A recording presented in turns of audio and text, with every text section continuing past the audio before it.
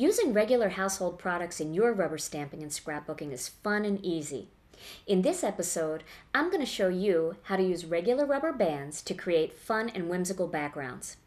You're going to need a brayer for this technique. Now, when you purchase a brayer, it comes with a rubber roller that's great for lots of techniques. But when using rubber bands, you're going to pop out this rubber roller and you're going to replace it with an acrylic roller. Now, to get started, here are some of the tools that you're going to need. You're going to need some ink pads, and I like to use 3 different color ink pads when I do rubber bands.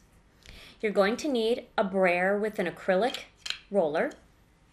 You're going to need some cardstock, and also a bag of rubber bands. Now, I bought these at the office supply store, and it's just all different assorted sizes and thicknesses. I like this because sometimes I want thicker rubber bands for one look, and sometimes I want real skinny little rubber bands for another look. To begin, I'm going to use the skinny rubber bands,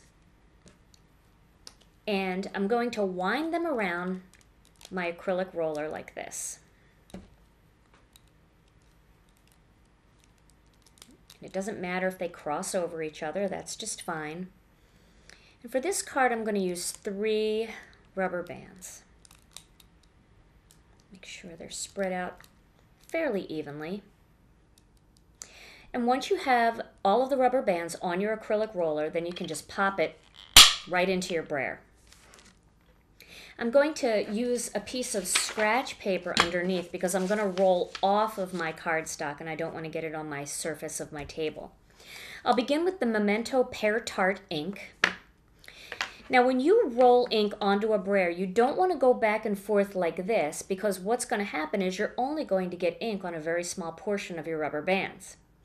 What you want to do is you want to roll and lift, roll and lift, roll and lift. When you do that, the roller completely spins around and the rubber bands get completely inked. Okay. So now, starting a little bit off my paper, I'm just going to roll that down like that. And I'm going to go ahead and ink them up again. Make sure you ink each time you're ready to roll. Okay, now you can see that because I'm rolling from the top to the bottom, it's getting lighter as I go to the bottom. So now that I've done 2 full rotations, I'm going to go back again, and I'm going to go the opposite way to make sure I have some darker green ink toward the bottom. And now I'm done that particular ink color. Now, it's important to clean your rubber bands just like they were rubber stamps in between use so that you don't mix your Pear Tart ink into your cantaloupe ink. So I just took a paper towel and I put some water on it, and I'm just going to go ahead and roll my rubber bands right over that. And then I'm going to go ahead and roll that off on my scratch paper to make sure it's dry enough to continue. Now I'm going to add my cantaloupe. So I've inked up my rubber bands with cantaloupe, and I'm going to turn my paper this time, and now I'm going to roll it this way.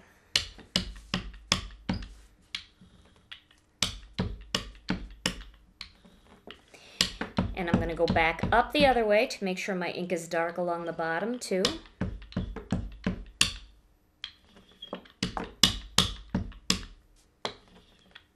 And again, I'm going to clean off my rubber bands and roll away the excess.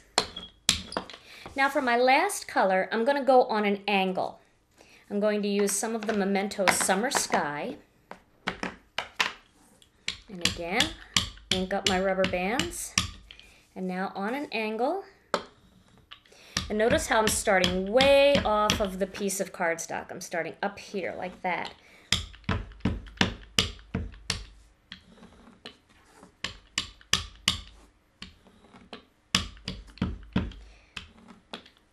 And again, I'm going to start at the bottom and roll up.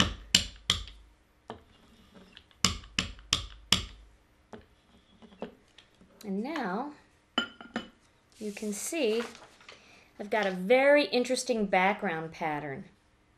And wait till you see how cute this looks on my sample.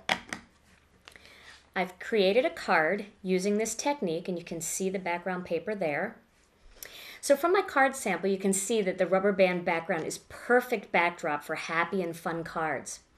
This technique works great for cute birthday cards, fun cards for kids, and makes a fabulous background paper for scrapbooking those fun summer days outside.